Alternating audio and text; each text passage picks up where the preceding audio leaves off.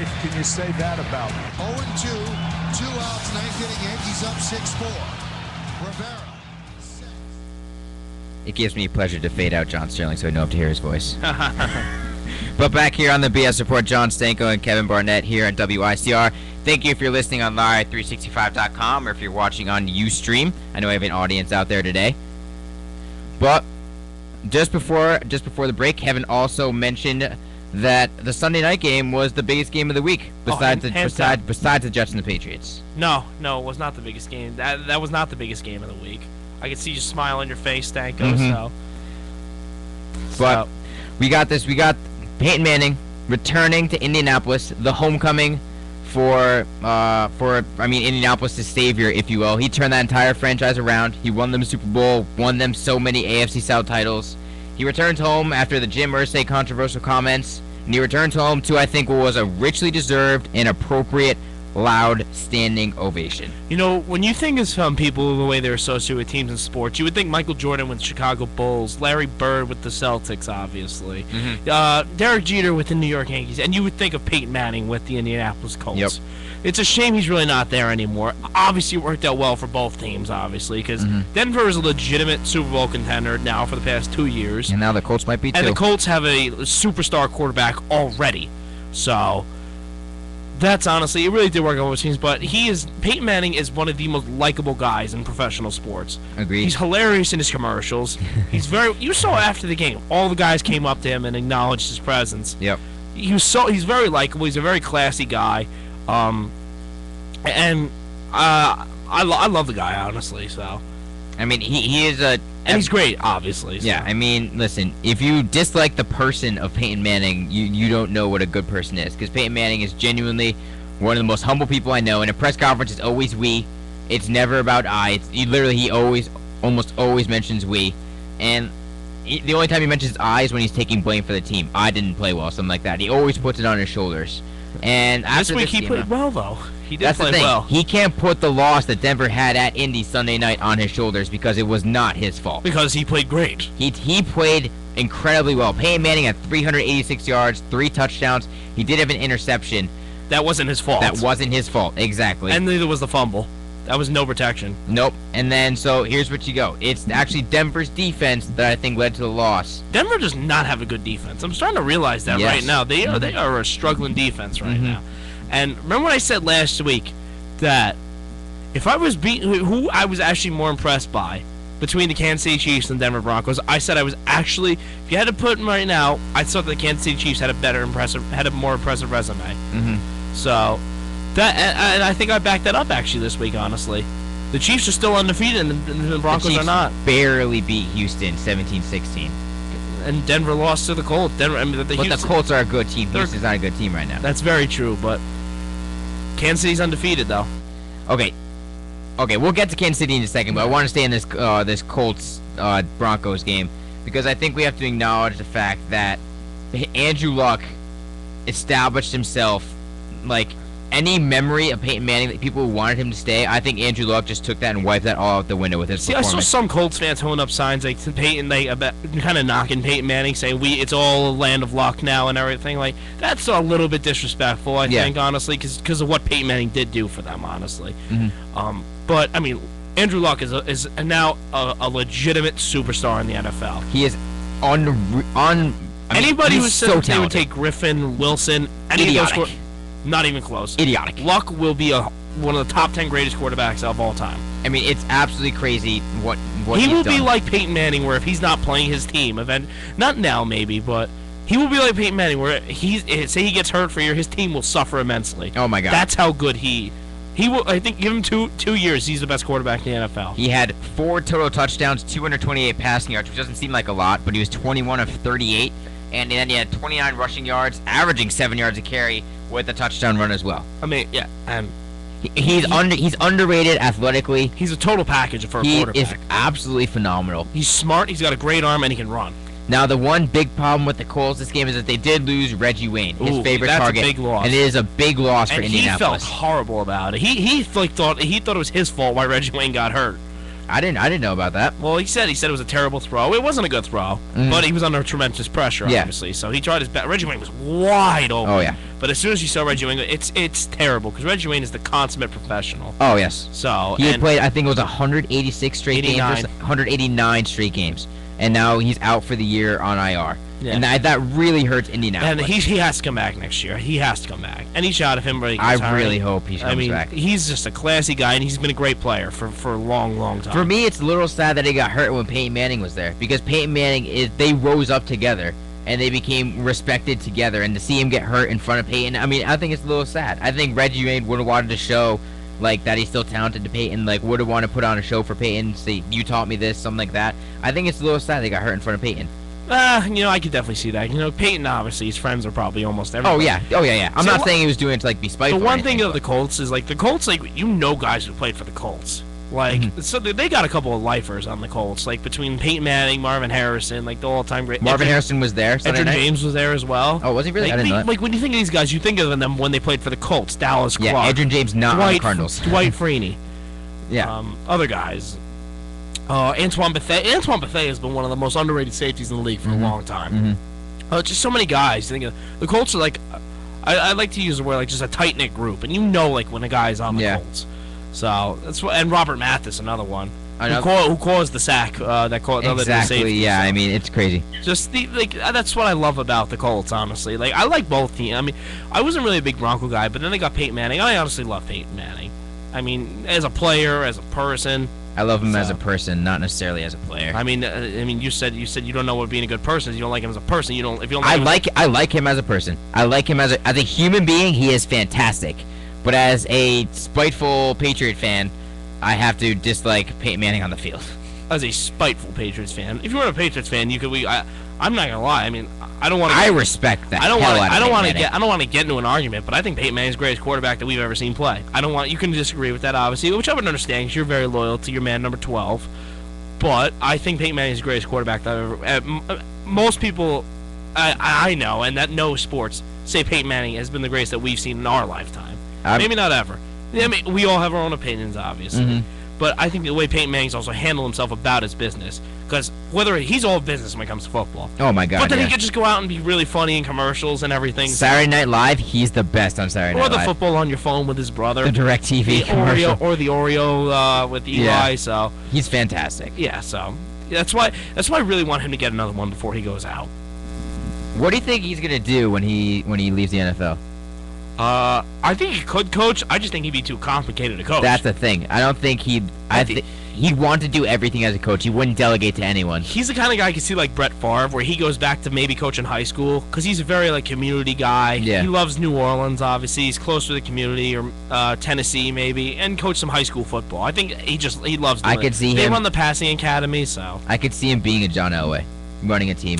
I think he's more of a family guy, honestly. Elway's like a business. Elway's a Stanford guy, business savvy, so that's why I can see Elway and him being two different men. Manning is like southern gentleman kind of guy, family man. So I mean, but if Peyton Manning was a GM and he was recruiting you, you'd like instantaneously want to go. I would. It's just like I'd see Manning as an owner, honestly, but yeah, okay, yeah, I can see that. But NFL teams cost so much money. Oh, mucho grande. So and he actually hasn't made that much money yet. Oh, he may by the end. We'll see. I mean, he's definitely got all the Papa John's endorsements. I mean, he's definitely up there, but for all the money he's probably made with endorsements and football contracts, I don't think it's $1 billion. So he basically have to give up all his money to own a team. I mean, listen, we can Peyton Manning right now. We can both agree is the best quarterback on the field. Yes. Right now in the NFL. I agree. I mean, if you argue otherwise, you're absolutely insane. And he's on his way to winning a 5th MVP. Oh, at this rate, definitely. Yeah. He's probably going to break the touchdown record Tom Brady set. To break down the game, though, he almost took his team back. When it looked like they were dead, the Colts were pulling like Colts defense. Yeah. Colts got a very impressive defense. Underrated. But he's underrated in the fourth quarter.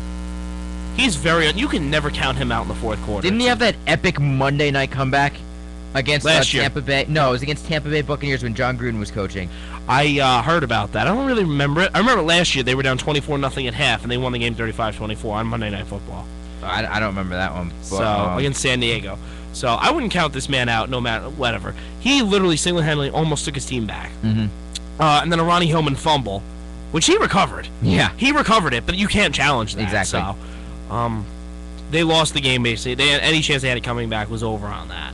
So I think the Colts absolutely outplayed. Andrew Luck actually probably he did more because he can run. That's why he did more for his team than Peyton did for the Broncos on Sunday night. So I think the Colts sunk. If we're talking about power rankings, the Colts are definitely top 5 team in the NFL right now. Yes, I believe I have them ranked at number 4. I think right now. What are your top 5, Stanko? Lay it on My top me. 5. I think it's Seattle. Yeah, I have Seattle, Kansas City. Then I think it's Denver, Colts, New Orleans. I agree, except I have Seattle number 2 and Kansas City number 1. The only reason I have Kansas City number 2 is because their schedule is not that strong. No, I do disagree, actually. You know what? I have my power rankings. I'm pulling it up right now, actually. I forgot. I did make a little amendment.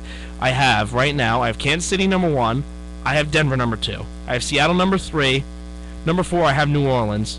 And number 5, I do not actually have the Colts in top 5. I have a team that they beat in the top 5. The San Francisco 49ers. You have them in the top 5? I've just been very impressed with them the last few weeks. I think honestly, I know they beat them in Candlestick, but if I'm going to the playoffs, I would not want to play the 49ers. Listen, I would much rather play the 49ers than the Colts. I would not. Colin Kaepernick is not the same quarterback he was. He can't take over a game, and if you stop Frank Gore, you stop that offense right now. You know, I think Kaepernick, though, I agree with you on the Kaepernick. I just think when push comes to shove, though, that defense in San Francisco is just going to be a pain. I mean, they're just a pain in the you-know-what to play against. I agree, but, I mean, they were handling Tennessee, and Tennessee was able to mount a little bit of a comeback and make that game a little bit close in the fourth quarter. Yeah, I can hear. I just think that when we talk about teams, like I really wouldn't want to, when push comes to shove, like if I'm the New York Giants and I was worried about one more team, I'd be more worried about the San Francisco 49ers right now. I really would. I think because listen, I would much rather face Colin Kaepernick in a playoff game than Andrew San Francisco Luck lost to Indianapolis and Green Bay. No, they beat Green Bay. Seattle. They got killed by Seattle, slaughtered. Yeah, they did. But Indianapolis lost San Diego and Miami, so they're showing that they can be vulnerable. Indianapolis, that's why. They got impressive wins. Denver, San Francisco, and Seattle. Seattle doesn't get any more impressive than that. No, but I think they're a little bit more vulnerable than San Francisco. I really do. Okay, we're going to respectfully disagree on that. Yeah, but I mean, I respectfully disagree, but I can't believe Kansas City. I cannot. You have Kansas City number 1 in your power rankings. I do. This is the first close game that they've had. It seems like. Okay, they beat. Let me just read off the schedule that they've beaten. They beat Jacksonville. That shouldn't amount to anything because they beat Jacksonville. They beat Dallas 17-16. That's a good win. I'll give you that. Dallas is a very talented offensive team. They beat Philadelphia, who's not as good as people thought they were. They beat the Giants, not as good as people thought they were. They beat the Titans, not as good as people thought they were. They're 3-4 now. They're a little bit better. They've lost 3 straight games. They're on the downhill. They beat the Raiders, and then they beat the Texans, who aren't that good of a team. This is also a team that was 2-14 last year. Had the number 1 overall I'm not pick. denying what they've done thus far is and they're absolutely 7-0. phenomenal. I'm not denying what Andy Reid has done to that organization is unmatched. When they actually lose a game, they're going to sink very low. They haven't lost the game right now, and I think right now they've played better football than most teams. Okay, well, I mean, we're all looking forward to Week 11 when it's Kansas City going to Denver. I think the Giants play that week against Washington, if I'm correct. Can you look that up for me? Since I will look that up for you. Because if they do, then I know Washington, the Giants, I believe, are the Sunday night game, which I believe that game will definitely be flexed out then. Oh, definitely. That game will be flexed out. Definitely. I love when the Giants play on Sunday night, but...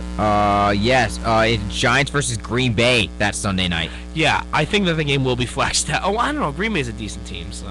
Listen, that game will draw ratings, but I think they're going to definitely go for Peyton Manning versus undefeated if the Chiefs are still undefeated. Yeah, which they might be. So listen, the Chiefs haven't got an easy schedule obviously this year because they were in last place, and you know that the schedule's already determined because you play the NFC division, you play your own division team 6 times. That's 10 games, and then you play one other division in your conference, and you have 2 remaining games, and you play the teams in the other divisions in your conference that finish in the same place as you. So. Kansas City played the 2 last place teams last year. I'm just gonna say this is that I think they'll beat Cleveland next week. Especially we're gonna get to the trade rumors around Josh Gordon. Who's a stud receiver. Who's a very, very underrated receiver only because he's on Cleveland.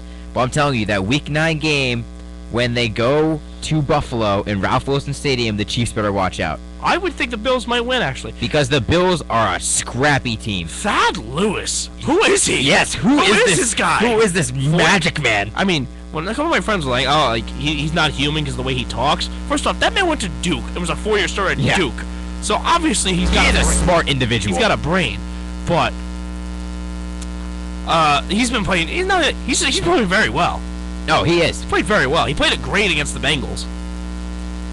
He's playing absolutely great, and the fact they won at Miami, I think, is a big win without E.J. Manuel. It shows that Miami's on the downhill. Their great start was nothing more than a fluke.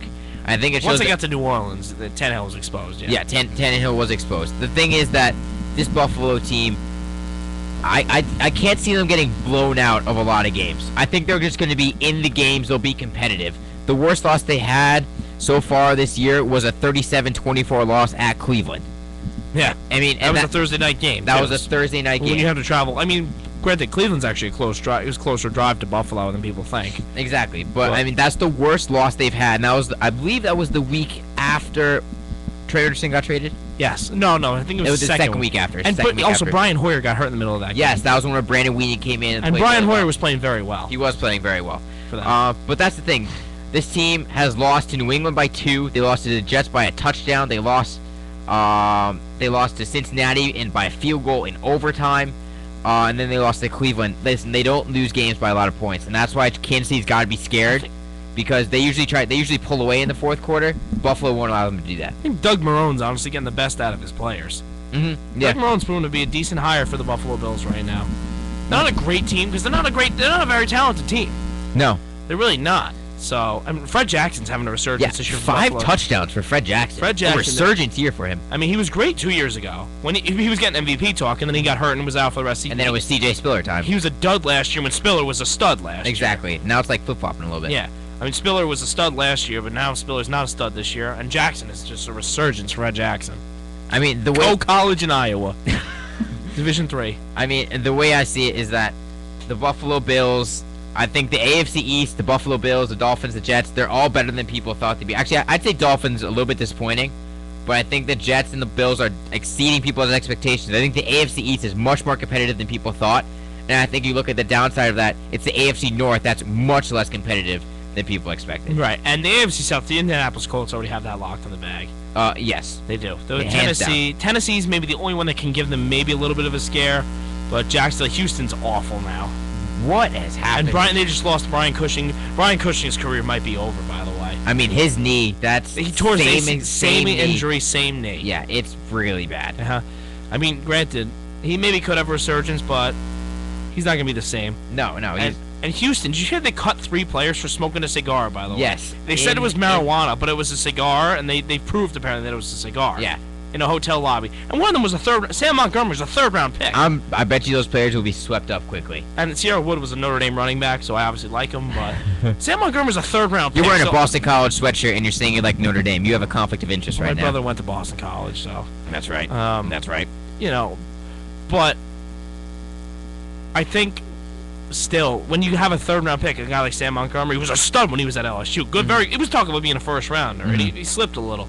And you just cut him, and they made him inactive. So, I mean, they're running an odd organization there. They are. I think Gary Kubiak's gone after this year, as he should be. I think gone, just out the door. I think he's a good coordinator, though. I mean, listen, and he says he wants to bring Matt Schaub back to start. No. I think that's the wrong decision.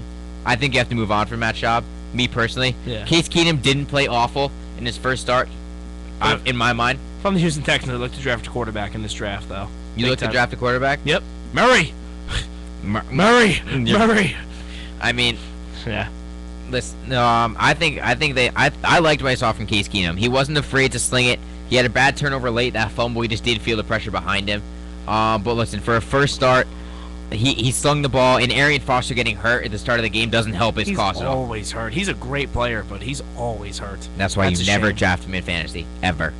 My buddy drafted in my league. He got drafted 2nd overall. Nope, I will not draft him. First 3 picks were AP, obviously, Arian Foster, and Marshawn Lynch. Jamal Charles landed right into my lap. Yes, Jamal Charles. He's such a stud. And people were making me reach. Thought I was a reach for him at number 4. Nope. I would have taken number 2 overall. I think he's the highest scoring fantasy player right now. Running back. Peyton Manning's the highest scoring. Okay, yeah, highest scoring running back right now. Yeah. And when Julio was still playing, I had Julio was the highest scoring receiver. What's your record in fantasy? I'm 4-3 because once Julio got hurt, I mean, Josh Gordon knew a lot for me this week. this past week. Antonio Brown, the guys usually do really well for me. Giovanni Bernard didn't do a lot for me, so Josh Gordon got me 2 points. All right, well, before we take our next commercial break, before we delve into a little bit of baseball before we end the show, because the World Series is coming up, there are rumors of Josh Gordon being traded to multiple teams. I believe there are 3 teams in hot contention for him, is what I read thus far. They are the New England Patriots, New York Jets, and they say the San Francisco 49ers are trying to make a push for him. Because even though Crabtree is going to come back sometime next month, they need him right now. Yeah, they really do. They do. And I think that can only help Kaepernick, but I still don't buy Kaepernick as a passer. I mean, the thing is, what we heard from the Jets is that Kyle Wilson, I believe a 3rd rounder, is what I heard the Jets are offering. I mean, yeah. That's what I read. For the Patriots, I heard it was Kenbrell Tompkins in a 2nd rounder. See, I would just give a 2nd round because Gordon's good, but he's not that good. I know, that's the thing. He's not that good. I think if you're not willing to pay Hakeem Nicks a 3rd round, if you're willing to only give again, a 3rd round that's pick too for high of a Hakeem price. Nicks, That's too high of a price. I mean, you used to. I remember said you would only give a 3rd round pick for Nicks. Yes, I would. So I wouldn't give a player who's shown flashes like Kenbrell Tompkins and a 2nd rounder for a Gordon who's far less proven than Nicks. Gordon's a good player. Don't get me wrong. But if you give Gordon a good quarterback, I think he flourishes. But you can't overpay for him. No. I think the Jets' offer is fair because Kyle Wilson's not that good, and a 3rd rounder you could do away with. But the Patriots, Kenbrell Tompkins, 2nd rounder, way too high of an asking price. And you heard Aaron Dobson as well in the discussion instead of Kenbrell Tompkins. Yes. I would not trade Aaron Dobson. He's shown signs of life the past 2 weeks. I still think for a guy like Josh Gordon, who's a very good deep threat, I think he's a better player than Dobson. I really do. As of right now, but I think Dobson can develop into something more. Maybe we can see. The P word's a very scary word. Potential. Potential, yes. You can never measure potential. And we'll end the segment on that. 'Cause that's a good thing to know. That is a deep thought to end the segment here at WICR. This is the BS Report. Take a short music break, and then we'll get back and discuss the World Series, which begins tomorrow night at 8 o'clock. This is WICR.